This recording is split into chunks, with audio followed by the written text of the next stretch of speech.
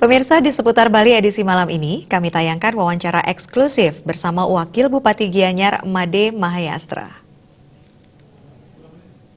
Pemirsa, kembali kami hadir menjumpai Anda dalam wawancara eksklusif. Dan saat ini saya sudah berada di kantor Wakil Bupati Gianyar dan sudah bersama dengan Bapak Wakil Bupati, yaitu Bapak Made Mahayastra, atau yang sapa akrab beliau adalah Bapak Agus. Om Swastiastu. Om Swastiastu. Sapuna Pigatru, Pak. Beci. Nggih, segar sekali ya. Ini di awal tahun, Pak. Jadi kalau dilihat 2016 ini sepertinya Kabupaten Gianyar sudah melakukan beberapa hal. Boleh diceritakan, Pak, apa yang sudah dilakukan selama 2016? Ya, terima kasih pemirsa, terima kasih Ibu. Terkait dengan kilas balik pemerintahan Gianyar di 2016, bisa kami sampaikan bahwa 2016 adalah tahun keempat dari pemerintahan Agung Berata bersama Agus Mahayastra yang dulu dikenal dengan paket bagus, di mana program bagus itu telah kita tuangkan ke dalam Perda RPJMD, yaitu dalam rangka jangka menengah daerah, di mana program bagus yang berarti Gianyar yang bersih, Gianyar yang ulet, Gianyar yang giat, berbudaya dan sejahtera, yang kita kupas satu persatu dan kita terjemahkan kepada SKPD, dan kita kasih buku saku untuk selalu ingat di dalam penyusunan program-program dalam menuntaskan apa yang kita janjikan dulu kepada masyarakat, itu tertuang semua dalam program paket bagus gitu. Jadi sudah dikerjakan, Pak, ya? Sudah dikerjakan, dan 2016 adalah tahun yang keempat, dan 2017 ini tahun terakhir bagi kita untuk mewujudkan janji kampanye politik kita kepada masyarakat. Baik, nah ini berada di tahun terakhir, tentunya tahun yang sangat dilihat oleh masyarakat, khususnya masyarakat Kabupaten Gianyar.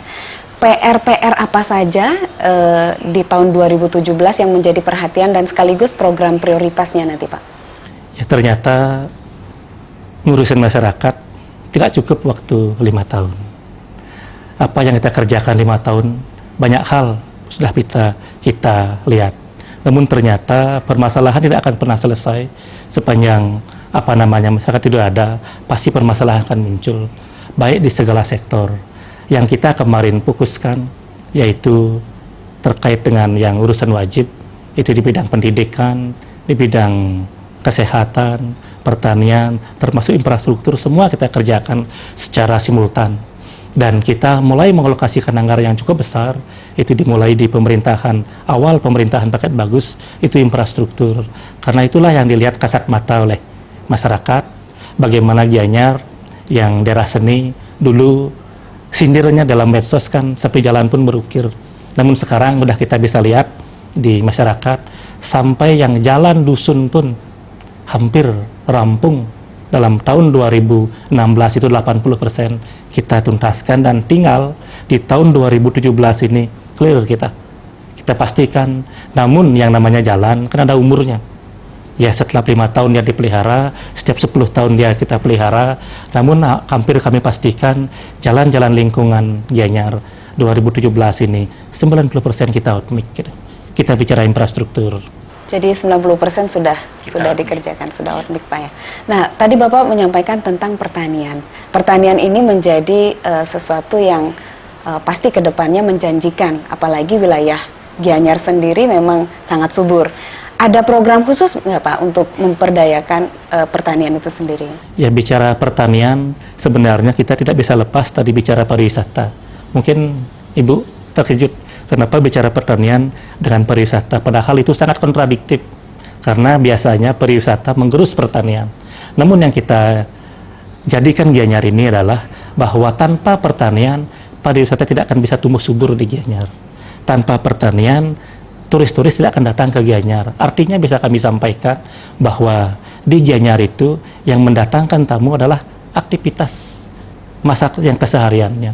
Bagaimana mereka bercocok tanam, bagaimana mereka melihat para petani membawa sajen ke sawahnya, bagaimana para villa-villa yang ada di Gianyar, hotel-hotel yang ada di Gianyar bisa berdampingan tumbuh dengan tanah sawah yang subur.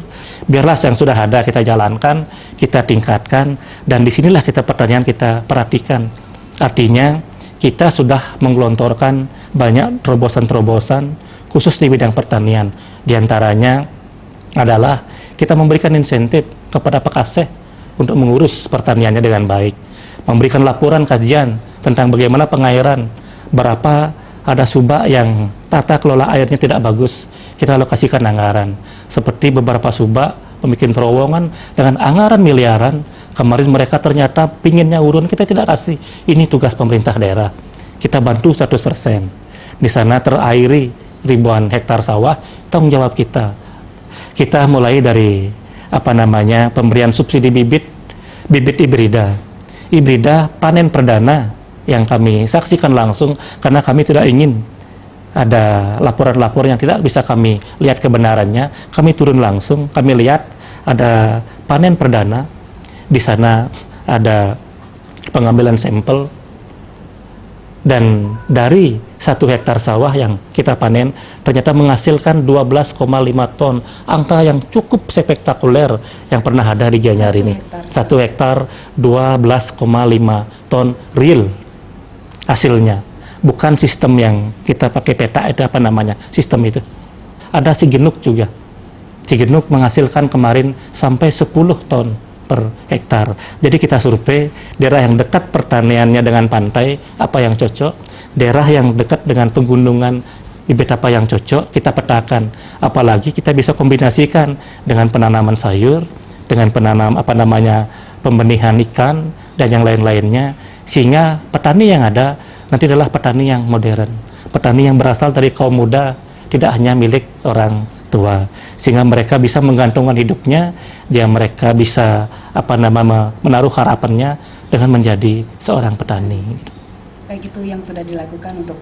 Dan banyak juga terobosan-terobosan lainnya, termasuk mulai dari BUMDes yang sudah mulai tumbuh, dan juga kita menjaga harga pasca panen, dan juga kita mulai mengembangkan kalau perlu ke depannya usulan dari anggota dewan ada sejenis asuransi bagi kegagalan panen, namun belum kita lakukan di Gianyar. Mudah-mudahan di tahun berikutnya kita bisa terapkan yang ini. Wacana itu sudah muncul. Sudah mulai muncul. Penerapannya nanti. Iya. Baik, tadi Bapak juga menyebutkan bahwa seperti yang kita ketahui, masyarakat Gianyar ini darah seninya luar biasa, dan sudah menjadi rahasia bagi kita semua bahwa Gianyar sendiri hasil karyanya baik lukisan, patung dan lain sebagainya itu banyak sekali sudah tersebar ke mancanegara. Ada perhatian khusus nggak Pak dari Bapak, dari pemerintah kabupaten dalam hal ini untuk menjaga kehidupan dan penghidupan para pengrajin atau para pelaku seni tersebut? Seperti apa Pak? Ya, Gianyar kalau bisa dibilang bukan merasa berlebihan, dari Provinsi Bali mungkin bicara seniman, Gianyar jantungnya, urat nadinya. Karena para seniman-seniman besar, masyarakat sampai ke pedesaan, itu sebenarnya mereka adalah semuanya seniman. Namun kita tidak bisa lihat, kita tidak bisa bedakan penampilan seniman dengan masyarakat secara umum, hampir mirip. Orang seni bikin rumah, penampilannya biasa saja. Pelukis di Gianyar, penampilannya biasa saja kalau kita lihat. Padahal mereka sebenarnya inilah maestro-maestro seni kita. Nah, di Gianyar, para seniman karena begitu banyaknya, kita ada event Hari Jadi Kota Gianyar, itu kita tampilkan seniman kita. Dan penghargaan yang terbesar ataupun paling banyak dilakukan setiap tahunnya berupa pemberian penghargaan Wijakesuma rutin kita lakukan dari segala sektor misalnya kerawitan, sektor pedalangan, sektor seni tarinya, sektor yang lain-lainnya. Kita berikan mereka, dengan diberikan penghargaan itu mereka senang sekali, dan juga ada perhatian khusus kepada mereka penerima Wijakesuma, dan itu seleksinya sangat ketat sekali. Dan juga di Gianyar kalau tidak dihidupkan keseniannya, berarti Gianyar itu sudah selesai. Artinya sekarang ini karena begitu banyaknya sebun-sebun seni, kita mulai memberikan bantuan kepada seke-seke seni ini, baik melalui dana hibah maupun bantuan-bantuan yang lainnya yang mereka rasakan manfaatnya. Baik, nah ini masih terkait seni Pak. seperti yang kita ketahui bahwa di Pasar Sukawati itu kan aktivitas perekonomian dan juga aktivitas seni sebenarnya, karena yang diperjualbelikan adalah produk-produk seni hasil karya masyarakat. Nah, perhatian dari pemerintah sendiri terhadap pasar-pasar tradisional, Pak, yang merupakan sumber penghidupan dari masyarakat kecil itu seperti apa, Pak? Ikon pasar yang dikenal di Gianyar kan Pasar Sukawati. Namun pasar tradisional ada di semua kecamatan, dan rata-rata juga di hampir kecamatan 2 atau 3-nya ada pasar-pasar desa yang sering disebut tenten. Kita sudah statement di media massa bahwa Gianyar akan menertibkan pasar-pasar modern dengan merevitalisasi, mengembangkan yang namanya Pasar Seni Sukawati. Kemarin di tahun anggaran 2016 kita sudah siapkan anggaran atas kerja keras kita untuk mencari anggaran untuk ke pusat, sudah turun 60 miliar untuk membangun Pasar Seni Sukawati. Namun karena turunnya anggaran itu di penghujung tahun, sehingga tak bisa kita kerjakan.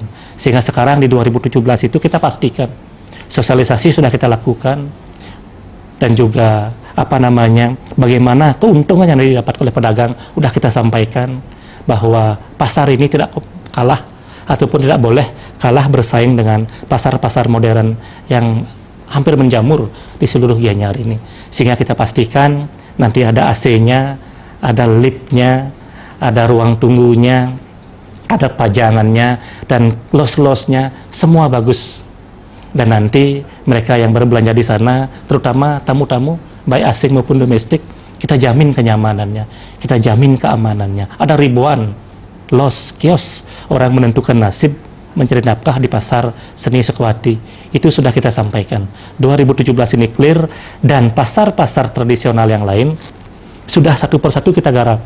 Kayak pasar di Negari, pasar di Guang, pasar di daerah Manokayo, Tegalalang, dan tempat-tempat lain melalui program baik dari APBD sendiri maupun dari pusat melalui Menteri Koperasi Bapak Jung Kuspayoga yang memberikan rutin bantuan kepada satu persatu pasar tradisional yang ada di desa-desa.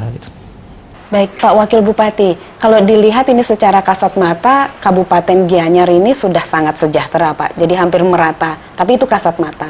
Kalau dari angka sebenarnya kemiskinan itu masih ada nggak, Pak, di Kabupaten Gianyar sendiri? Ya, terima kasih. Terkait dengan kakak miskin, itu sebenarnya masih cukup banyak, yaitu 4.500. Dan bisa kita turunkan sedikit di tahun 2016 itu, di 2017 menjadi 4.400. Padahal banyak program kita sudah mulai gelontorkan terkait dengan mulai mengurangi angka kemiskinan ini. Namun tetap ada, pertama itu mungkin karena memang parameter orang miskin itu berubah-ubah. Namun yang penting kita tidak ingin Gianyar ini tidak boleh ada orang tidak makan, tidak boleh ada orang tidak bisa sekolah, sehingga kita mempunyai program-program yang terkait dengan penanggulangan daripada kemiskinan itu. Bahkan ada program yang cukup fundamental, mungkin ini bisa menjadi pilot project bagi daerah-daerah yang lain, di mana kami memberikan bantuan kepada kakak miskin yang memang mereka tidak bisa bekerja, baik dari keluarganya ataupun mereka yang memang hidup sebatang kara. Kita bisa berikan per orang itu sampai 25 juta satu orang satu tahun, bantuan tunai yang kita berikan dikawal oleh kepala dusun itu untuk mereka membeli makanan, memberi pakaian. Kita sudah menggelontorkan sesuai dengan potensi yang kita lihat daripada kakak miskin itu sendiri, agar mereka bekerja dengan senang. Kalau tanpa mereka senang, saya yakin apa yang kita berikan pada saatnya dia akan tidak bisa lakukan lagi. Namun kalau mereka kita lihat ternyata hobinya di sana, itu kita berikan, saya yakin mereka akan berhasil.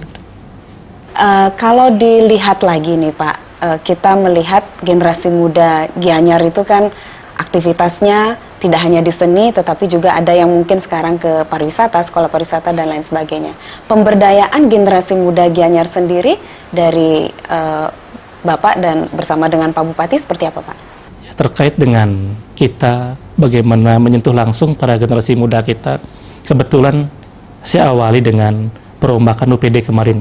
Ini yang mungkin pondasi dasarnya, di mana satu-satunya mungkin pemerintah daerah, Pemkab, yang berhasil meloloskan khusus menjadi eselon 2 bidang Pora Kepemudaan Olahraga adalah Gianyar. Kita sudah terpisah dengan Dinas Pendidikan, di mana nantinya kita kasih tugas khusus terkait dengan Dinas Kepemudaan Olahraga ini untuk menggarap generasi muda.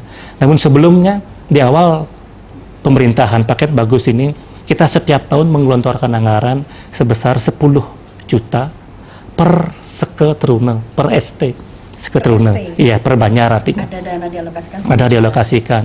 Dana ini disiapkan untuk memancing, artinya menjadi stimulan bahwa semua itu berawal dari pemuda. Apakah urusan seni, urusan olahraga, maupun urusan yang lainnya, mereka ada wadahnya. Jangan sampai pemuda kita ataupun generasi muda kita terjerumus kepada hal-hal yang lain.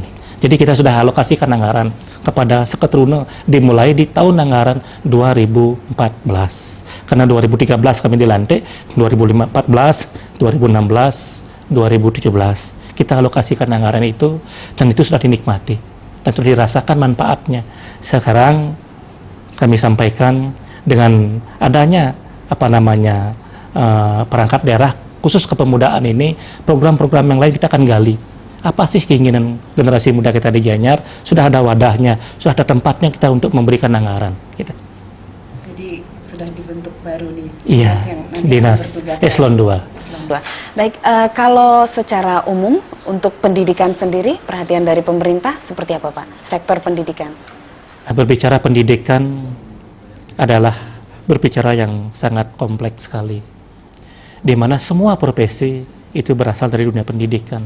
Orang jadi dokter, pasti dia harus sekolah dulu. Orang jadi arsitek, pasti harus sekolah dulu. Orang ingin jadi apapun, mereka wajib bersekolah secara formal. Sehingga mulai dari pendidikan dasar, sesuai dengan pola pembangunan nasional semesta berencana yang telah diwajibkan oleh ini organisasi kami, itu diterapkan di Gianyar. Kami sudah mulai dari pendidikan yang paling dasar. Kita harus mulai dari fondasi dasarnya, yaitu dari PAUD. Di mana di dalam PAUD inilah mereka mengenal dunia pendidikan. Kita Gianyar sesuai dengan pola pembangunan nasional semesta berencana yang sudah kita mulai terapkan di tahun 2016 ini. Kita mulai dengan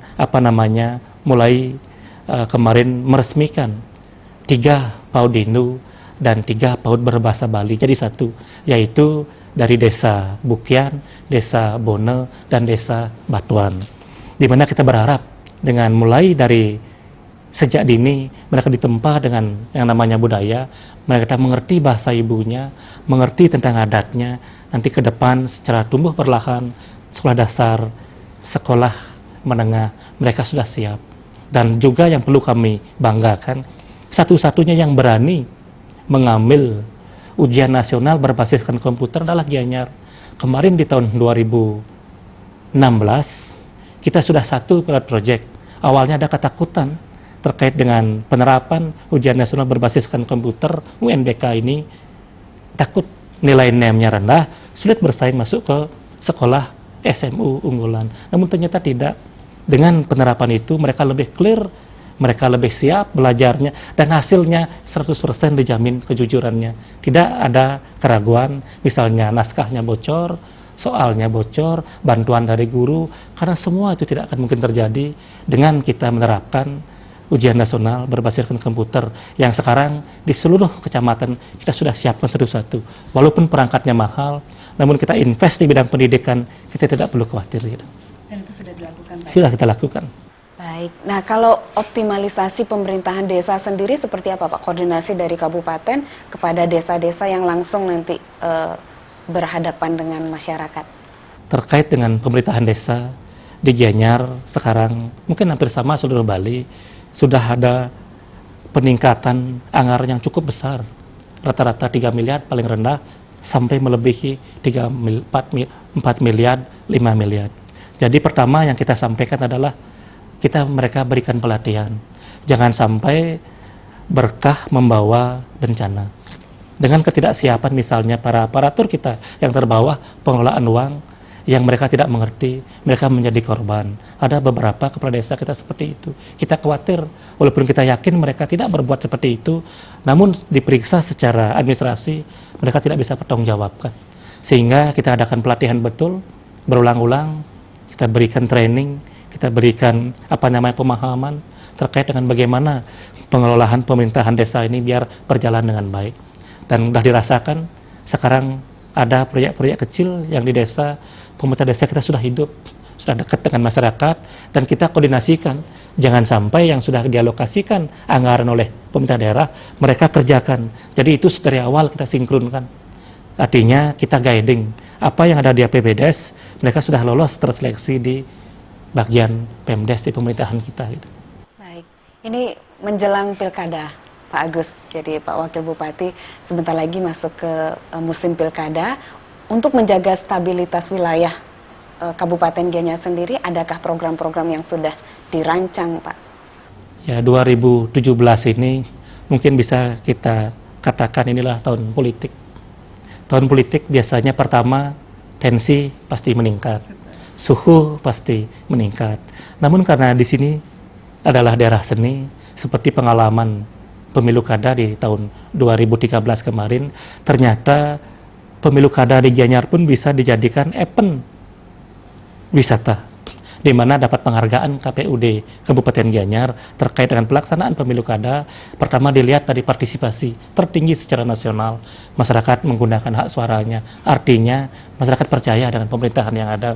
Kedua, berlangsung dengan sangat aman sekali, di mana di sana ada tontonan, para kandidat, waktu itu ada 2 kandidat, melaksanakan pawai budaya, menampilkan segala unsur seni yang ada di desa, dan juga itu berlangsung dengan baik. Setelah selesai, ada pemenangnya yang ditentukan oleh KPUD, juga dihormati oleh semuanya.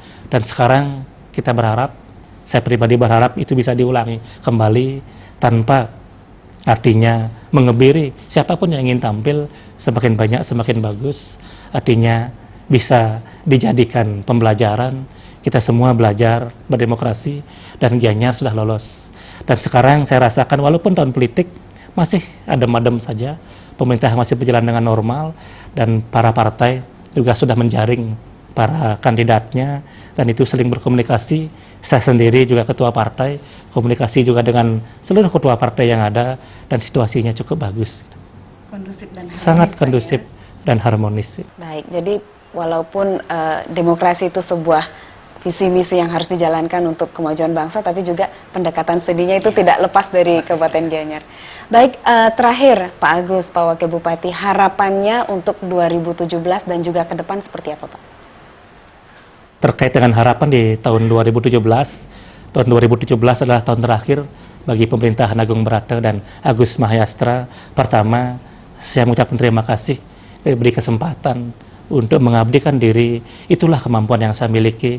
Mudah-mudahan bisa bermanfaat bagi masyarakat, dan juga ke depan diberi kesempatan untuk mengabdi kepada masyarakat melalui posisi yang lain. Dan juga kita berharap masyarakat bisa menyongsong, kalau khusus di tahun 2017 ini terkait dengan program pemerintah, mohon disukseskan, karena tanpa bantuan dari masyarakat, apapun yang direncanakan oleh pemerintah daerah mustahil akan berhasil. Jadi itu harapan saya. Sekali lagi, pada kesempatan ini saya mohon maaf jikalau dalam pemerintahan bagus ini selama 5 tahun ini ada yang mungkin tidak berkenan, dan saya yakinkan itu pasti ada, dan juga ada yang mungkin terpuaskan. Terima kasih, dan akhirnya sekali lagi saya mohon maaf dan terima kasih. Baik Pak Agus, Pak Wakil Bupati, terima kasih banyak atas waktunya, dan mudah-mudahan tugas-tugas ke depan semakin lancar dan semakin dekat dengan rakyat, Pak. Baik, pemirsa, demikian tadi bincang-bincang eksklusif kita bersama Wakil Bupati Gianyar, Bapak Imade Mahayastra. Saya Jero Jemi undur diri, salam Indonesia.